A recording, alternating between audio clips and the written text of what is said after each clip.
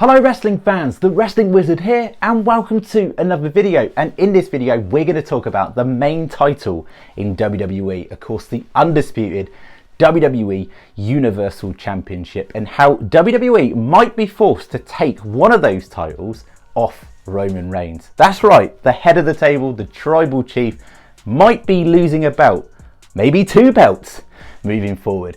But before we get into the juicy stuff, as always, be really appreciative if you could like the video, share the video, and even better, subscribe. So, why would WWE do such a daft thing? Why would you take a title away from Roman Reigns when he's arguably one of the most over performers in recent memory?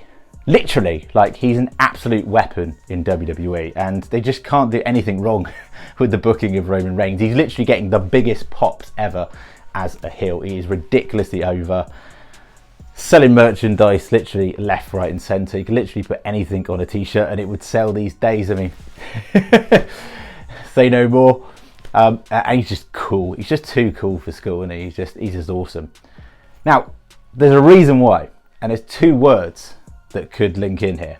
USA Network. Now, USA Network are the main broadcast providers, if you like, for Monday Night Raw. And they're not particularly happy. They're not happy about the fact that they don't have a main event title on their show. They don't have any consistency with a champion showing up every week. And after all, Roman Reigns is a part-time champion. He sort of shows up on a reduced schedule. He very rarely makes an appearance on Raw. And he very rarely wrestles on Raw. Now, I'm not saying the main champion needs to wrestle every week, but there needs to be some sort of presence. And there was a reason why Rock and Austin on separate shows back in the day worked, because there was always a main superstar on that show. Albeit there was only one main title, but there was always presence in that main superstar aura, if you like.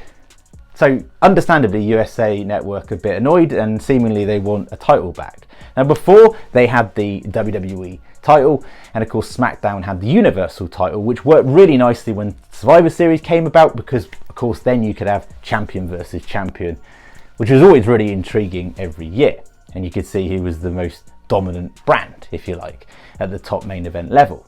Now, Roman Reigns can't wrestle himself, so arguably there's a good point there from USA Network, and they need to split the belts up. But the question is, how are they going to do it? How are they going to protect Roman Reigns moving forward? Now, I've got a theory, and again, as always, be really appreciative if you get your thoughts and opinions down in the comment section. I'd love to hear how you would book this, but hear me out. Now, on this week's episode of SmackDown, we saw the re-debut of course, Karrion Kross. Now, if you're not familiar with Karrion Kross, he was an absolute dominant weapon in NXT. He was one of Triple H's prodigies, and he was booked like an absolute hero. Honestly, alongside his real-life wife, Scarlett Bordeaux, they were the ultimate package.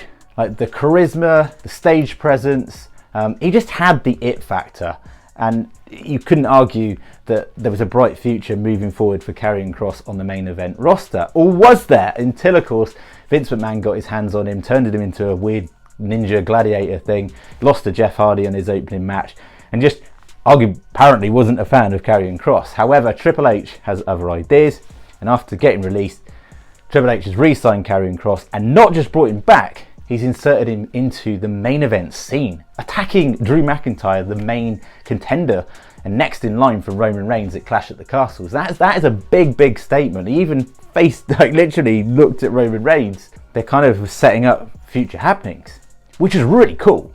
However, you've got to be careful for a number of reasons. Number one, you don't want to force Karrion Kross down our throats. There are a lot of people that aren't familiar with Karrion Kross through his time in NXT. They only saw the brief main event disaster. So you need to build up some credibility. You need to build up some dominant wins, some dominant performances on TV. Get that entrance over, because that entrance is like WrestleMania worthy every single week. If you haven't already seen it, go check it out. NXT Karrion Kross entrance. It's badass. And if booked properly, Karrion Kross always had the potential to succeed in WWE as a WWE lifer, in my opinion. And if they get that right, just make sure he just shows that dominance each week. He set the stage, you know he's after Roman Reigns at some point down the line, but don't rush it. For me, the plan would be to keep Clash at the Castle the same as it is. McIntyre versus Reigns, one-on-one match. Now, I don't think McIntyre's going to win. I'd love him to win in his home nation. Not his home country. He is Scottish after all, and this is in Wales. But for me, Roman Reigns going over, through some dodgy shenanigans. I'm sure the Usos are going to get involved again, and people aren't going to be very happy. Or does Karrion Kross get involved and cost McIntyre? Now, here's where it could get interesting. Now, the next pay-per-view after Clash at the Castle is, of course, Extreme Rules. And there could be grounds to set up a triple threat match where you've got Karrion Kross, Drew McIntyre and Roman Reigns for one of the titles, and that could be for the WWE title. Now, either McIntyre or Kross could win that title. Now, personally, I would have McIntyre take that title and pin Kross. But you could also have, if you really want to make a statement with Karrion Kross, build up those couple of months leading up to Extreme Rules and book him as a weapon and actually have him pin Drew McIntyre. That way you keep Roman Reigns protected. He still has the Universal title, which he's going to keep for, I swear they're going to push him over the 1,000-day mark down the line, which makes a lot of sense. He keeps his dominance. He can always argue he was never pinned. He never really lost that title. Legit. Although we know that it doesn't work like that in Triple Threat, and move on.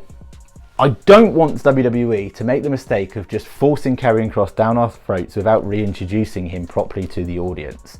And it would be a big mistake to insert him in the Clash at the Castle match, have a triple threat for maybe one of the belts like the WWE title, and do that same storyline, but maybe too soon.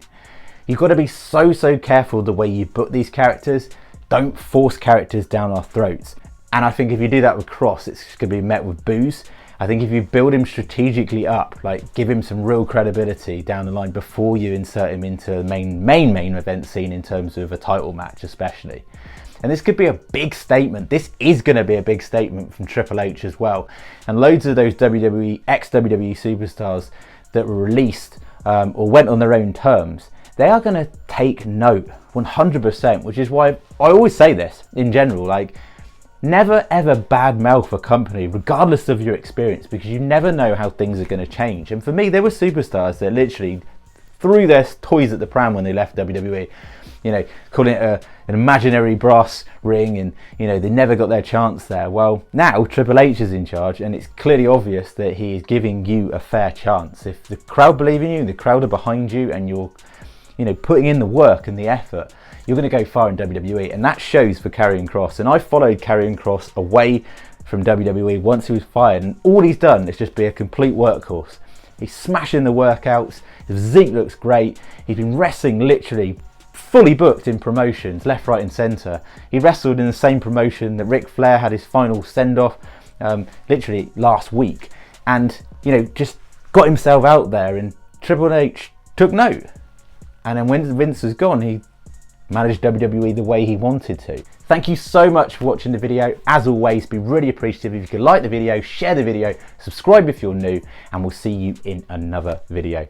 Take care.